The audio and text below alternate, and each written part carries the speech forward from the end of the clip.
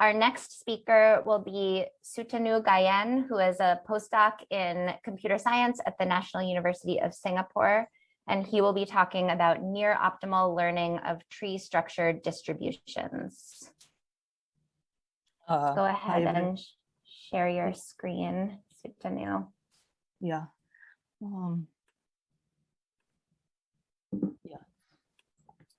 Great, and thank you so much. I'm looking forward to your talk. Yeah. Hi, everyone. Thanks for all the organizers for organizing this nice workshop. I'm here to present our work, Approximate Tree Structure Learning in Finite Samples. This is a joint work with Arnab Bhattacharya, Eric Price, and N.V. Vinod Chandran. So the basic problem we are looking at is that of... Just apologies. It's just that we cannot see your slides. I think there's been like a little technical difficulty. We can see your screen, but it's all black. There we go. Oh yeah, now we see your slides. Oh, sorry. Yeah, maybe I'll just present in this mode. Okay. So the problem we are looking at is that of structure learning in Bayesian networks. So we are getting samples from some Bayesian networks, and our goal is to recover the underlying dependency structure of its variables. So for every edge in this graph, we want to recover whether this edge is present in the structure or it is absent in the structure. That's the basic problem. And this is a classic problem. Known algorithms are there for a long time. There are broadly two approaches. First is the PC algorithm, and the other is the greedy equivalent search algorithm. The PC algorithm starts with a complete graph, and it removes edges between variables which are conditionally independent to finally converge to some kind of final graph that it outputs. On the other hand, the GES algorithm starts with an empty graph, and it greedily adds or removes edges to minimize certain score. And this minimization problem is known to be NP-hard in general, but it usually works better than the PC algorithm in practice. So the main problem we are asking in this work is, can we give a finite sample guarantee for structural learning? Because all these two algorithms are known to be consistent. In the infinite sample limit, they recover the true graph. But what happens in the finite sample case? That's the interesting question we are looking at in this work. So for that, we firstly understand that we won't be able to always recover the true underlying graph. The reason is that if some parent-child relationship is very weak, until and unless we take a near infinite amount of samples, we are never going to recover that kind of dependency. So we introduce a relaxation that we don't want to output the true graph all the time, but we want to output a graph G hat that is some approximation of the true graph in the following sense. There exists a distribution P hat on this recovered graph G hat such that P and P hat are close in total variation distance. Why total variation? Because it has nice properties. It's a metric distance function. It has symmetric nature. It is a symmetric function, and it is satisfies the triangle inequality, so that we can kind of do subsequent processing and use this triangle inequality to claim something about our final obtained algorithm. And this sort of guarantee is known as learning for inference that has been recently done. And the second reason for this relaxation is it does not require any parametric assumptions. We don't assume anything about the underlying distribution for recovering the structure. And in fact, it is known that information theoretically roughly in epsilon to the -2 samples, we can always perform this job. But these algorithms are not time efficient. They will take an exponential time in the number of variables. So what we are asking here, can we achieve tight sample complexity as well as computational efficiency together? That's what we actually show, but for a subclass of Bayesian networks. We can't quite do for all the classes, but we do only for the tree Bayesian networks. What are tree Bayesian networks? Tree Bayesian networks where every node has a unique parent. Those networks can be summarized with the help of only the undirected graph of the underlying directed acyclic graph. So for example, the first three ones here has a unique parent for every node. So it's a tree Bayesian network, whereas the last one, figure D, the variable 2 has two parents. So therefore it is not a tree Bayesian networks, and tree Bayesian networks are also important in computational biology. So we need several definitions for our work. Firstly, the KL divergence between two distribution is defined to be the summation over all items in the sample space, pi log of the ratio pi over qi. And since we wanted a total variation guarantee, we can use the Pinsker inequality to first show a KL bound, upper bound, and then we would claim a bound using this inequality. Then we need another definition for the mutual information, which is defined to be the KL divergence between two joint random variables x and y, and the joint variable whose x component is distributed according to the marginal px, y component according to py, and these two components are independent. So when x and y are independent to start with, pxy factorizes as px times py, and KL divergence is 0. This is the minimum possible KL divergence two variable can have. On the other hand, if y is a deterministic function, a bijection of x, and x has some randomness, then their KL divergence can be shown to be the natural logarithm of 2, which is the maximum possible mutual information two random variables can have. And the conditional mutual information between x and y, condition on third variable z, is the expected mutual information condition for the conditional distribution x, y, condition on z fixed to z when we vary z according to its marginal distribution. Now coming to tree based nets, they have a nice property that for any three variables a, b, and c, if c lies in the unique path between a and b, then condition on c, the variables a and b are conditionally independent. That's what we crucially use in our work. First, I will define some objective that we follow in our work. For any distribution p and for any given tree t, we define the distribution p subscript t to be the distribution q which has the structure t and which achieves the minimum KL divergence from p among all structures of t on the tree t. So that's we call p subscript t, or p's projection to t. Now there are two cases. In the agnostic case, we assume nothing about the underlying distribution that we are sampling from, and our goal will be to output a tree t hat such that p's projection to t hat is at most the best possible tree projection that p can have, plus an additive error of epsilon. In the realizable case, we assume the p distribution unknown is itself tree structure. So the second KL term will drop out, and we will need to output a tree t hat such that p's projection to t hat is at most epsilon. Now this work goes back to more than 50 years ago, the celebrated work of Chow and Liu, who showed that for any tree and for any distribution p, p's projection to s is exactly some function p which is independent of the particular tree structure minus the sum of mutual information along the edges of the tree s. Therefore, if I want to minimize the projection, it is same as maximizing the sum of mutual information among the tree edges. That gives a very intuitive algorithm that we just compute the mutual information for every pair and return the maximum spanning tree. But we can't get the true mutual information for every pair because that's unknown distribution. So what we do is most natural. We take a bunch of samples, we look at the distribution out of those samples, and we approximate the mutual information, whatever the distribution we obtain from the samples. What previous work showed is that in the infinite sample limit, this will recover the true tree. And also they showed that in the infinite, they also got the error exponent up to first order terms, how fast this thing converges as n tends to infinity to the true structure. But these work assume some distributional assumptions of the unknown distribution. But what we, as we mentioned, that we don't want any assumption, and we want the finite sample bound. So let us make a first attempt to solve this problem. Let p be the unknown distribution. We assume the agnostic case p need not be a tree structure. So we look at the best possible tree structure t star that p can have. And since this need not be a true p need not be a true tree structure distribution, this is a non-zero quantity, this KL divergence. But t star will have some well-defined tree that will be the minimum, that will achieve the minimum possible KL divergence from p. But let s be the output that we obtain due to our sampling error in the Chow-Liu algorithm. Then we use the Chow-Liu equation, and we can show the difference between the two KL divergence. Of course, the KL of p to p to t star is the minimum one, but this quantity will be more than that. So this is some positive quantity, and using this equation, we can show that it is the difference of the two mutual information along the two trees t star and s. Now, suppose we approximate each mutual information up to epsilon over n additive error. This is known to require something like n square epsilon to the -2 samples. Then what happens? T star is the maximum spanning tree with respect to the true mutual information, but what we obtained s is the maximum spanning tree with respect to the estimated mutual information. So the sum over this s is at least the sum over any other tree structure with respect to the estimated mutual information.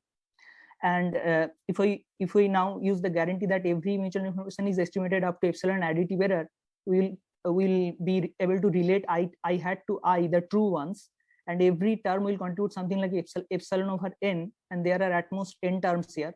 So that will introduce an additive error of epsilon in both sides, and we'll be able to claim that the KL divergence, the P's projection to S, whatever we obtained, is at most the P's projection to T star plus an additive error of 2 epsilon that we wanted. And this, remember, requires something like n square epsilon to the -2 samples.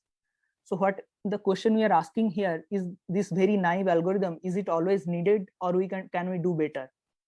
So fortunately, what we show here is that in the realizable case, when the underlying distribution is known to be a tree, in that case, we can do much better. We can do a linear in n over epsilon. But when P is not known to be tree structured, the simple algorithm I showed to you earlier, that is actually the tight sample complexity. We cannot do much better than that. The main technical tool for this work that we are using is a procedure for testing whether two random variables are independent or two random variables are far from being independent. So x, y, b, these two random variables, we are taking samples 1 over epsilon, many samples from this joint distribution, and creating the two random variables x hat and y hat out of the whatever the distribution we obtained. What we claim here is that if x and y are truly independent, then the estimated mutual information will lie something like 0.1 epsilon. However, if it is at least epsilon, then their estimated mutual information will be 0.4 times the true mutual information. Thereby, there will be something like 0.3 epsilon gap in between. Note that this is much better than the additive estimation, because the additive estimation is known to require something like inverse quadratic amount of samples in the worst case. I can always approximate the IXY up to epsilon error using this guarantee and check whether it is at most 0.1 epsilon or 0.4 epsilon. But that is much more costlier than what I am showing here. And more importantly, that we require for our structured learning problem is this independence tester also extends to the conditional mutual information testing, where we have a third conditioning variable Z. There also we could show similar guarantee. Now I will give some simple examples for our tester. Let x be a random bit, y negates x with probability p. In that case, the mutual information, if you calculate, it will come out to be the natural logarithm of 2 minus the binary entropy function. Now the binary entropy function is a quadratic, almost a quadratic. So what happens is it is 0 at exactly p equal to half. It is at least epsilon whenever p is something like square root of epsilon away from half. And this I can always test using Chernoff bound in something like 1 over epsilon samples. And that's what we are getting here, which is much better than 1 over epsilon square samples. And it will test whether IXY is 0 or IXY is at least epsilon. Now coming to another example, let x be distributed according to Bernoulli parameter p and y always copies x. In this case, the mutual information is the binary entropy function. And again, you can check that the IXY is 0 at the two boundary values 0 and 1. IXY is at least epsilon whenever p is something like epsilon over log 1 over epsilon away from these two boundary values. And I can always detect whether it is always 0 or it is one with slightly smaller probability just by hitting the rare event using the inverse of this many samples, and is the sample complexity we need. And this example actually turns out to be tight for us. And again, in this case, we are doing much better than 1 over epsilon square. I won't give you the general proof, but this is the main claim that we are showing here. When we have three random variables x, y, and z, if we take something like 1 over epsilon samples, then their estimated conditional mutual information will lie in something like half times I of xyz minus 0.1 epsilon to 2 times ixyz plus 0.1 epsilon. So you can check that this actually gives the guarantee that I showed to you earlier. If ixy is exactly 0, this will lie at most 0.1 epsilon. If ixy is at least epsilon, it will lie something like at least 0.4 epsilon. So this is something slightly stronger guarantee than that what I showed to you earlier, that we show in our paper. Now coming to the tree structure learning case, we need an important property, which is the edge pairing in spanning trees. So what this property says is, let G and H be two spanning trees. Let E be the set of edges that is part of the first spanning tree and not the second spanning tree. Let F be the set of the edges that is part of the second spanning tree and not of the first spanning tree. Then this symmetric difference of edges can be paired without loss of generality. Let the pairing be E1, F1 up to EL, FL. L many of them are differing in each tree, such that if I put the edge Fi in the original tree, G, then the unique cycle that is created, that cycle will include the paired edge EI. That is the pairing. So an example is shown here. If I bring the edge wz into the graph G, that will be paired with the edge xw, that creates a cycle. I bring the edge xy here, that creates a cycle with yz, that will be the pairing. And finally, I bring the edge wy, and wy will be paired with the remaining edge xz. This kind of pairing will need, this fact holds for any two spanning trees. Now let T be the true tree that we have for the realizable case. Remember, in the realizable case, P is on a tree structure, and let T hat be what we obtained from our Chow-Liu algorithm due to some sampling error. And then we paired up the edges from T to T hat in this manner that I showed you earlier. So what has happened is that although the true edge in the tree was EI, due to sampling error, Chow-Liu has swapped this true edge EI with the other edge FI.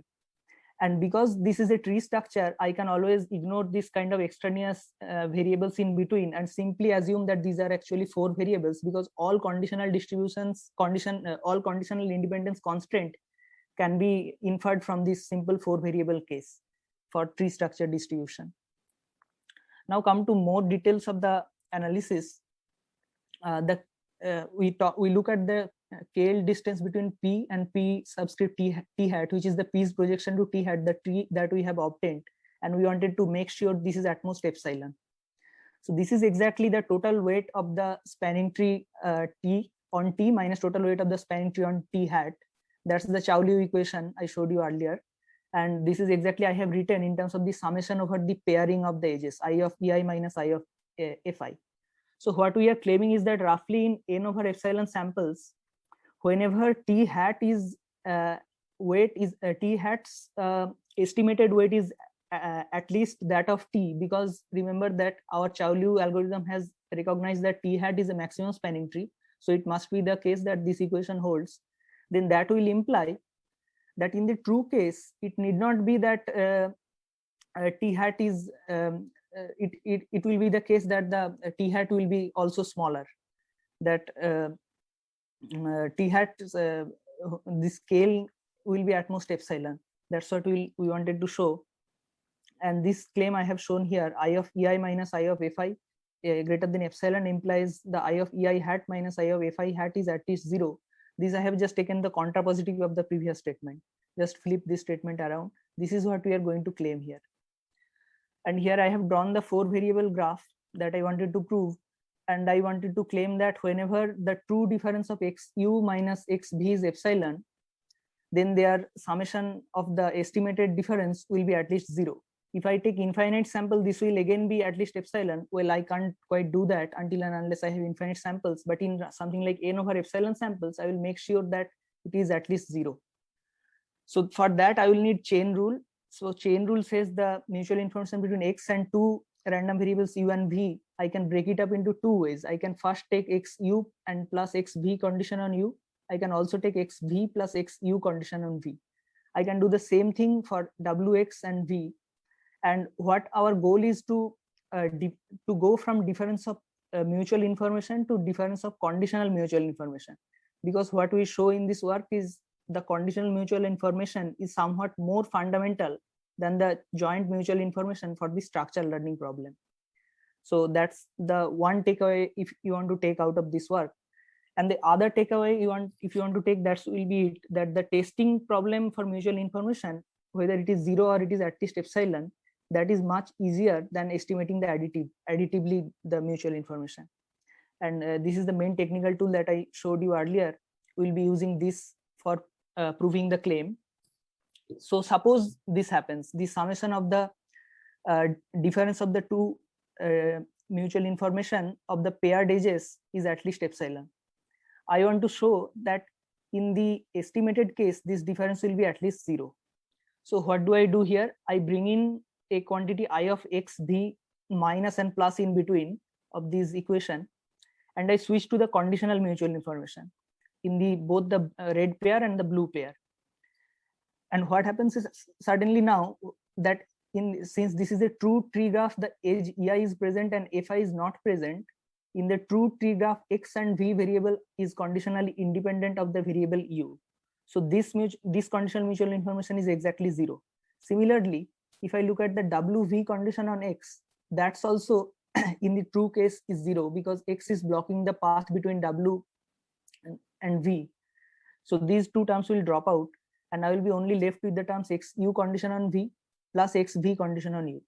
And I know sum of these, every pair of in this summation is at least epsilon. Now I use the conditional independence guarantee that I have. The things that are 0, they will be at most 0.1 epsilon. But now remember, I am taking n over epsilon samples instead of 1 over epsilon. So these will be actually 0.1 epsilon over n. And together there are at most n many edges in the difference of the two trees. So these negative terms will contribute at most 0.1 epsilon. Now look at the two positive terms. These two positive terms in total in the summation is contributing at least epsilon. Now, if I take a summation over all of them, they will contribute at least half times epsilon minus, I will lose a factor of 0.1 epsilon over n at every edge, and there are n many of them at most. So they will contribute something like 0.1 epsilon taken out from the 0.5 epsilon. So this term will contribute at least 0.4 epsilon. And if I take that difference, I will get that it's at least 0 that I wanted to show.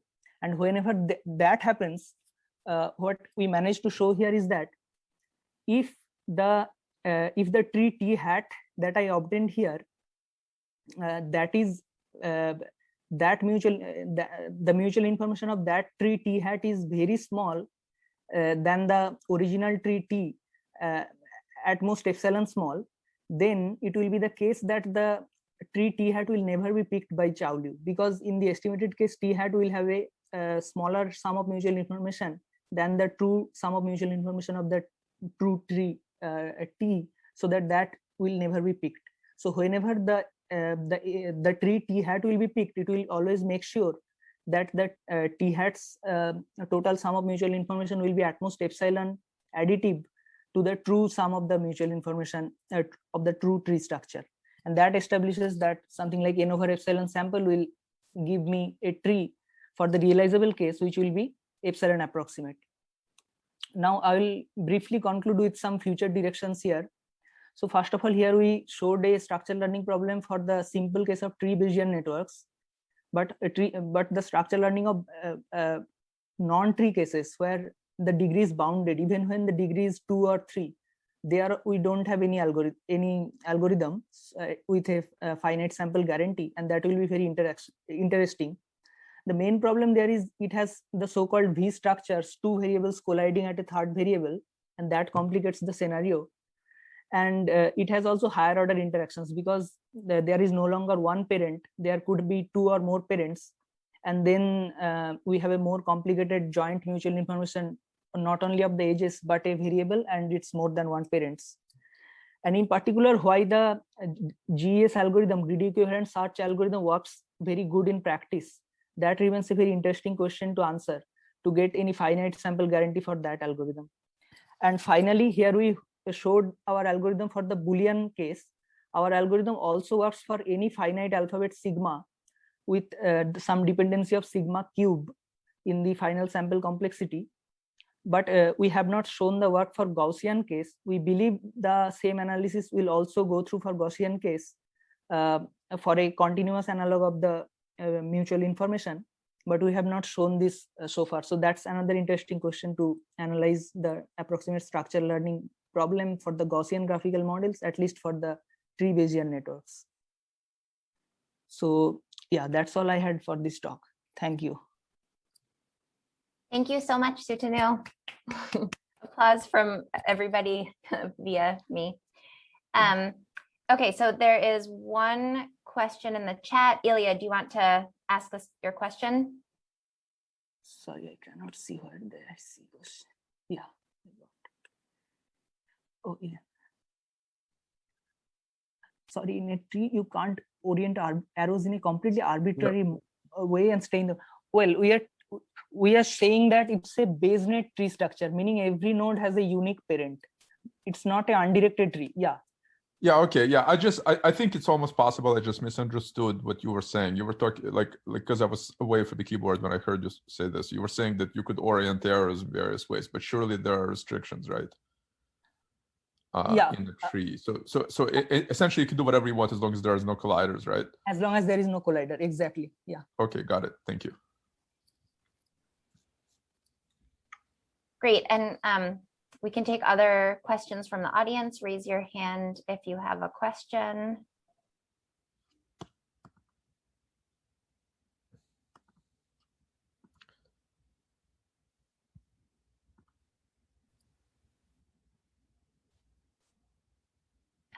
I will ask a question. So I think if I'm understanding correctly, you are using conditional independence type tests in order to get at an ultimate criterion, which is to minimize the total variation distance between the truth and the estimated graph. If you're using these, if what you're trying to learn is a causal tree Bayesnet, then it seems to me that you might care more about the conditional independences directly. You might care about the ordering or the direction of edges. And I'm wondering if you can talk at all about how the criterion of minimal total variation distance intersects with the things that we would care about for a causal graph specifically. For a causal graph, even if the graph is, I mean, one of the first thing is to check whether it matches the observational distribution. I can produce a structure that is epsilon close to the observational distribution. Even if I forget causality, that will be the first question to answer. And even for that question, we don't have a provable guarantee as of now. For causal, then you can talk about particular interventions. That is, if some particular intervention I can learn in total variation distance. We recently showed that result when the structure is known, but the recovering the structure itself, I think that is, I have not seen any work. That is, I think, pretty beyond reach at this point for me, because I feel first we need an algorithm for matching it observationally.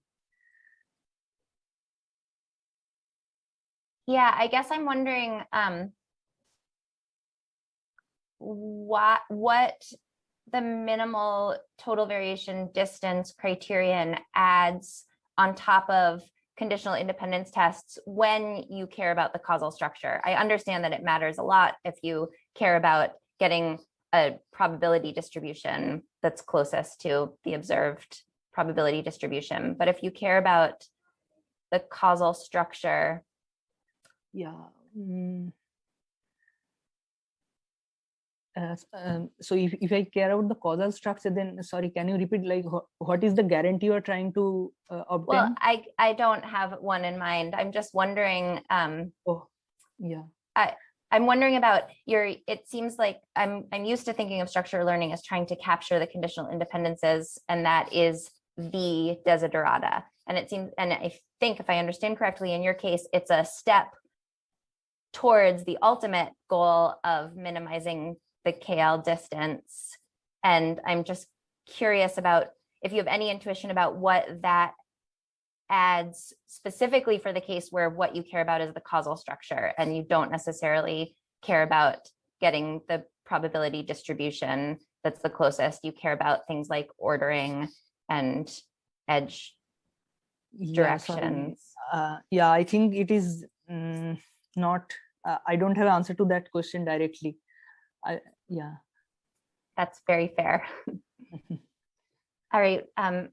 We are almost out of time, but if there's one more quick question, we could take that.